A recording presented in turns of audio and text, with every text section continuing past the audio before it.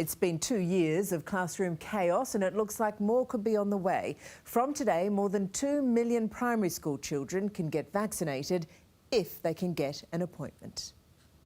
Shall we go in? Yeah?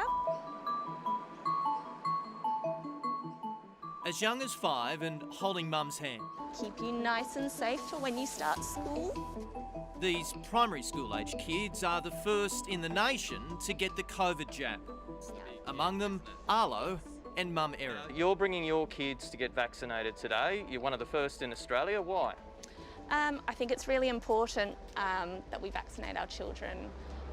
Education is so important and all these disruptions with COVID are really, really difficult. But apart from that, we just want to keep him safe.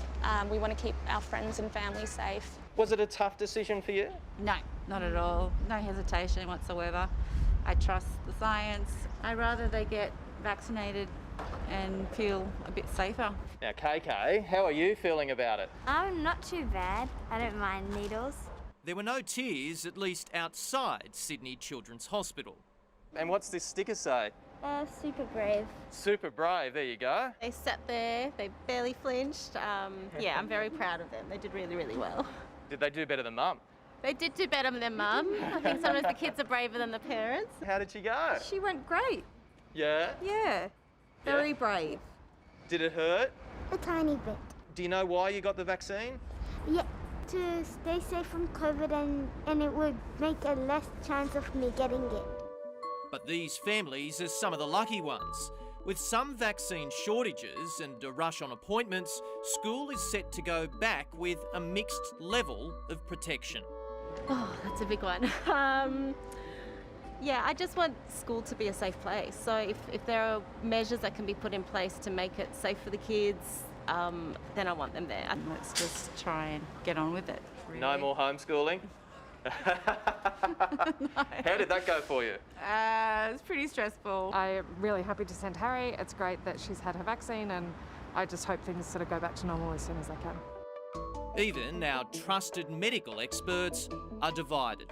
I don't think we need to get concerned about how quickly we get our 5 to 11-year-olds vaccinated. In particular, do not be concerned if you can't get an appointment before school goes back. Sending children back to a classroom at the peak of a pandemic makes absolutely no sense.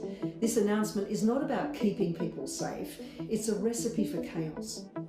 While we know COVID doesn't affect children as badly as adults, we also know the little ones are good at spreading. It's going to be very complex, a very disruptive term that teachers are expecting.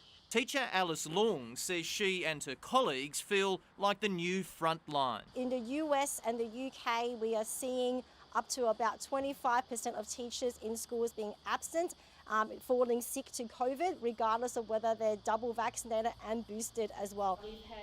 Queensland is the first state to delay the school year, but some say it's still not enough. Got 3 kids in primary school going into grades 1, 4 and 6. Brisbane mum Zoe is getting her kids their first dose next week. Even if with a delay in schooling, what is actually being done in schools to make them safe? It's a really difficult situation to be in, to work out what is the best thing to do for my kids. Build giant communal nests. Zoe is thinking about homeschooling and even pulling her kids out of the public system for a private option.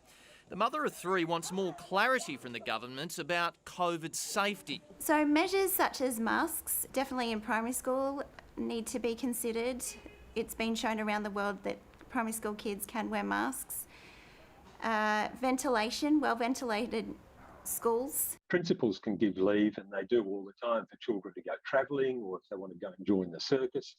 But if you ask for leave to keep your child home because you're worried about COVID, it's being routinely refused. Lawyer Peter Vogel heads a class action where 1,000 parents are considering suing the New South Wales government. The question I've been getting a lot in the last couple of weeks is, what's going to happen to me if I just say, no, my child's not going to school? And under the law, you can be compelled, you can be taken to court, and you can be fined up to $11,000 in New South Wales if you don't send your children to school. But that's just a completely unacceptable situation. You know, ventilation is something that should be considered, vaccination should be considered, common sense approaches with density quotients should be maybe considered as well. I think these are all sort of fairly valid things to discuss. Dr Umar Masood, the Vice President of Victoria's GP Society, says even he can't get a vaccine for his own kids.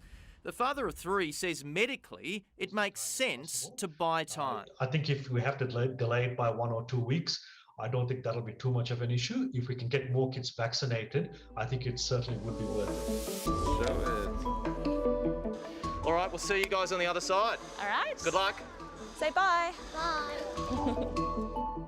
As for Arlo, Pfizer went down a treat. In fact, Mum says he even asked for another. We're back. How did it go? Good. That was a bit good down here. I got a Band-Aid there. Man of Steel, yeah? Yeah.